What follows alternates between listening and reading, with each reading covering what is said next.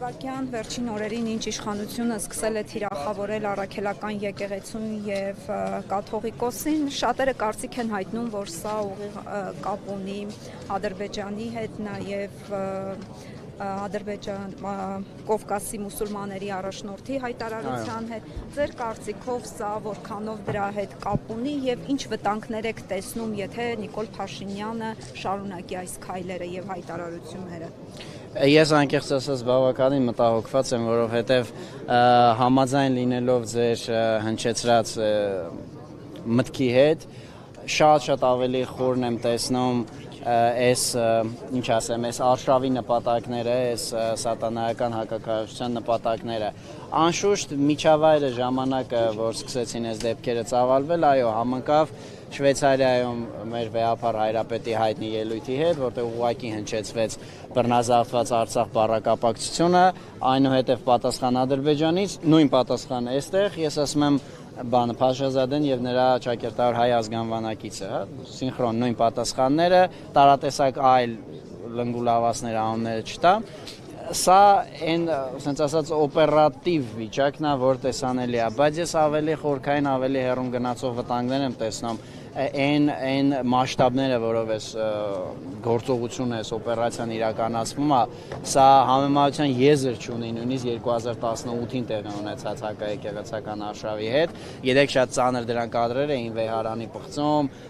կաթողիկոսին, այսինքն հրմշտել, հետո նույնը անցած տարի Սարդարապատում, բայց էլի եմ ասում, այո, վիզուալ առումով դրանք բավականին ծանր էին, հիմա նման տեսարաններ չկա, թվում է ստատուսներ են, բայց այս արշավը ես կրկնում եմ շատ ավելի վտանգավոր եւ աննախադեպ եմ համարում իր հետապնդած նպատակների մեջ, ասեմ ինչ նկատի ունեմ։ Իմ կարծիքով իշխանությունների կողմից նպատակադրված իրենց ընկալմամբ իրենց բառապաշարն եմ օգտագործում, քաղաքականապես ոչնչացնել եկեղեցին կամ զարթման միջոցով, այսինքն ուղղակի փոխվում է վեհապար հայրապետը եւ հետո ամբողջ այդ նվիրապետական բանով, աստիճանակարգով վերից վար իրականացվում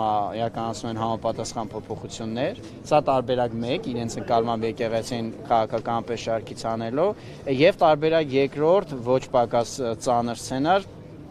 գիտեք, պատմագիտության մեջ դա կոչվում է հակաթոռ կաթողիկոսություն, երբ որ կա իրական կաթողիկոսությունը, բայց զուգահեռաբար հիմնվում է մի հատ այլ հակաթոռ կաթողիկոսություն եւ այդ երկուսը սկսում են իրար հետ պայքարել, թե որն է իրականը։ Գիտեք, սրանցից հեռու չի, սրանք կհավաքեն կարգալույծ եղած ավելի փողոցային բառով ասած աբիժնիկ մարդկանց, այդ բառը հանգիստ օգտագործում, որտեղ եթե կարգալույծ արված է որևէ, այսինքն մեր եկեղեցու հետ առնչություն չունի, կհավաքեն կասեն սա է նոր գերագույն հոգևոր խորհուրդը, սա է նոր եպիսկոպոսած դասը եւ ըստ եկեղեցական կանոնի իրենք իրավասու են ընտրել եպիսկոպոսապետի, կաթողիկոս նշանակում է եպիսկոպոսապետ։ Եւ հայտնի թեմա անունը եթե չտամ էլ դուք կհասկանաք որ թեմը նկատի ունեմ, հայտնի թեմն էլ մի հատ եկեղեցի կհատկացնի,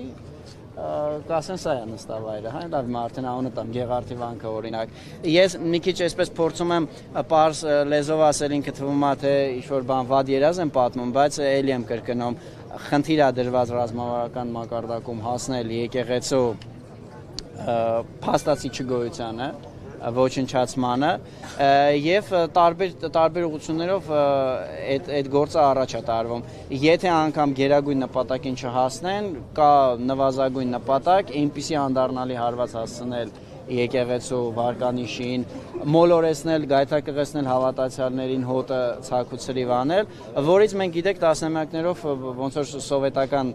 բանը անաստվածության շրջանի հետևանքները մինչև օրս հաղթահարում ենք, այդպես տասնամյակներով մենք դինգնենք, հետո դա հաղթահարենք։ Պարոն Նարբակյան, եթե կարելի է կարճ նաև արտաքին վտանգներից, մենք այսօր տեսնում ենք սադրանքները ադրբեջանական կողմի Սյունիքի մարզում, եթե իսկապես խժդժությունները այսպես շարունակվեն, հա, Ես կնեք ներողություն եմ խնդրում, եթե ձեր գործընկերները այսօրվա թեմայի հետ կապված, որ կեպազրույց չդառնա, էլի,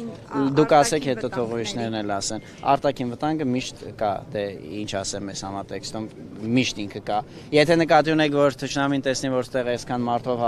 հավաքվել ենք, ասի վայ ինչ բա արձակվեմ, ես ցավոտ բան պետք է ասեմ, մենք ռազմաճակատի մի շարք տեղամասերում մենք շոկի մեջ ընկած ենք, թշնամին ունի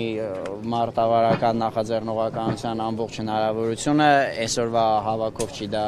ի վնաս մեզ բան լինելու փոխվելու, դուք ինչ-որ հարց ունեիք։ Հա, ես քանի որ իշխանությունները նշում են, որ իրենց ցանկությունը եւ նկարտումները եկեղեցին առողջացնելն է, ինչու չենք ուզում հավատալ իշխանության ձգտումներին։ Այս էր ձեր հարցը, վայ, իմանայի, այդպես չէի միջնորդի, որ այս հարցը հնչել է։ Չէ, ես ուղղակի բանը, չէ, գիտեք, միակ պատճառը, որ ինքը մտել է այդ կեղծ հավատացյալի դերում, որ ասում եմ, մի հավատացյալ ես եմ, ուզում լավ լինի, շատ հասկանալի է, չէ, ժողովրդական սրտին, հենա դուք է պրովոկացիոն հարց եք տալի, ասում եք քիչ եք խեղճ մարդուն հավատով։ Միակ պատճառը, որ ինքը այդ դերի մեջ է մտել, ոչ թե ուղղակի բաց ասում է եկեղեցին իմ համար թշնամի է քաղաքական, ես ոչնչացնելու եմ այդ թշնամին։ Միակ պատճառը ուղղակի եկեղեցու այս պայն ունեցած հանրային աջակցությունը աշխարհիկ բառով ասած վարկանիշն է։ Ինքը ուղղակի այդ թիվը գիտի եւ բաց եւ փակ աղբյուրներից, դրա համար հասկանում եմ, ոչ է այսքան եթե աջակցություն կա, արի ես ուրեմն փորձեմ ձևացնել, որ ես էլ ձեր այդքանից մեկն եմ։ Ընդամենը սա է պատճառը, բայց ինչ նշանակում հավատալի է, ստախոսին ոնց հավատանք։ Ստախոս մարդ է։ Ձեզ շնորհակալություն։